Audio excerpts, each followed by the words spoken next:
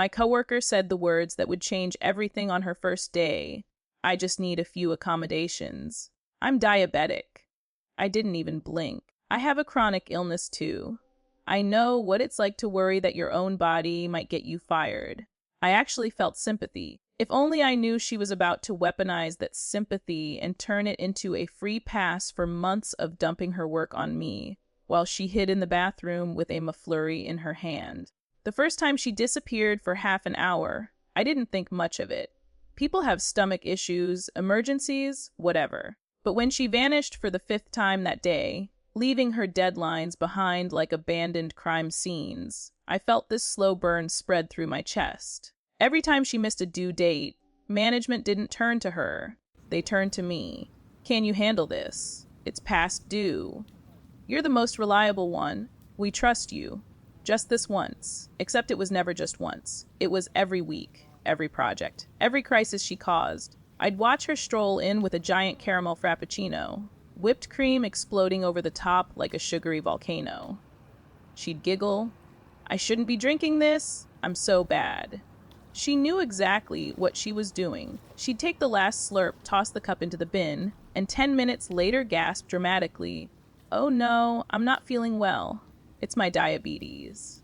Then she'd sprint to the bathroom like she was auditioning for a soap opera. Meanwhile, I was drowning my own workload, plus hers, with absolute zero recognition. I'd drag myself home exhausted, stomach twisted from my chronic illness, sometimes unable to eat dinner. But I still showed up every day because that's what an adult does. I thought I was imagining things. Until one afternoon, I saw something that snapped everything into focus. She had just returned from lunch, holding a McDonald's bag the size of a toddler. She took 2 bites, then winked at me. If I disappear later, you'll know why. I swear my jaw clenched so tight I tasted metal. I complained to my boss. He paled like I was asking him to wrestle a demon. I can't confront her, he stammered. We could get sued. So he did nothing. She did nothing. And I did everything. That's when I realized something important. She wasn't struggling with an illness.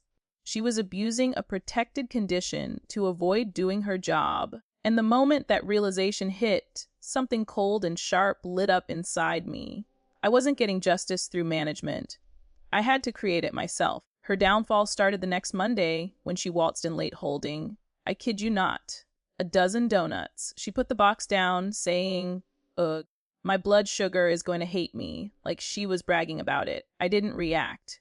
Instead, I quietly began collecting everything timestamps, missed deadlines, emails where she blamed, diabetes flare-ups, photos of the foods she proudly flaunted, patterns of disappearing into the bathroom moments after eating them, notes from coworkers who complained she kept leaving early.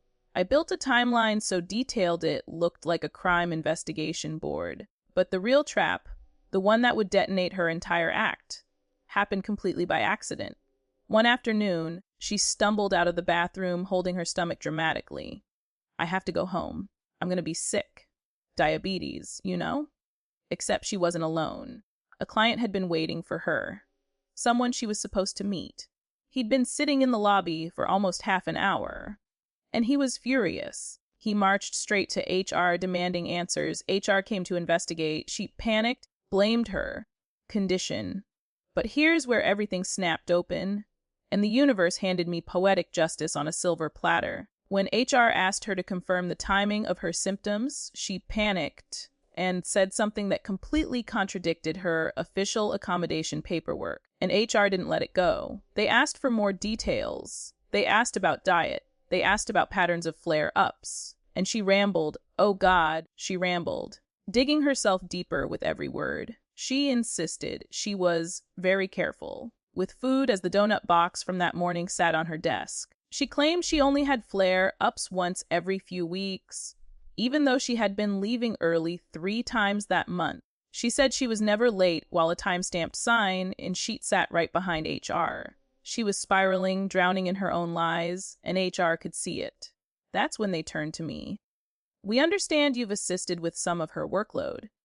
Can you provide a timeline of what you've observed? Oh, yes.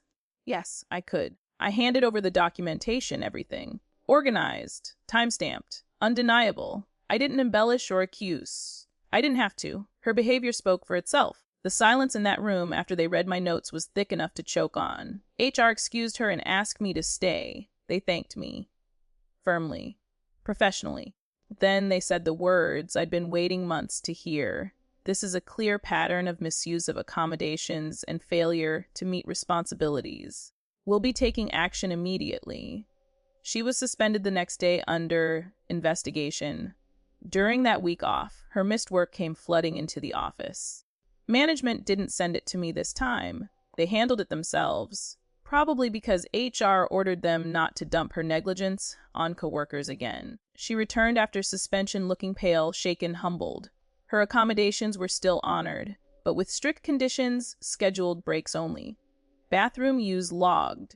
Performance reviews weekly. Food-related flare-ups no longer accepted as sudden excuses. She lasted 9 miserable days under the new rules. On the 10th day, she quit. The department changed instantly. No more surprise deadlines. No more rushing to clean up someone else's mess. No more sugary coffee cup in the trash followed by an Oscar-worthy diabetes emergency. I felt lighter, freer, vindicated. The sweetest moment came a week later when my boss pulled me aside and sheepishly admitted, "I should have listened to you sooner." I just smiled, because I didn't need his apology. I had already gotten my justice. If you've ever been stuck doing someone else's work because management was too scared or too weak to act, hit that subscribe button. Your support tells the algorithm that stories like this matter. The ones where the quiet, overworked people finally get their moment of balance. Drop a like if you've ever carried more than your share, and tell me in the comments what's the most satisfying work justice you've ever seen.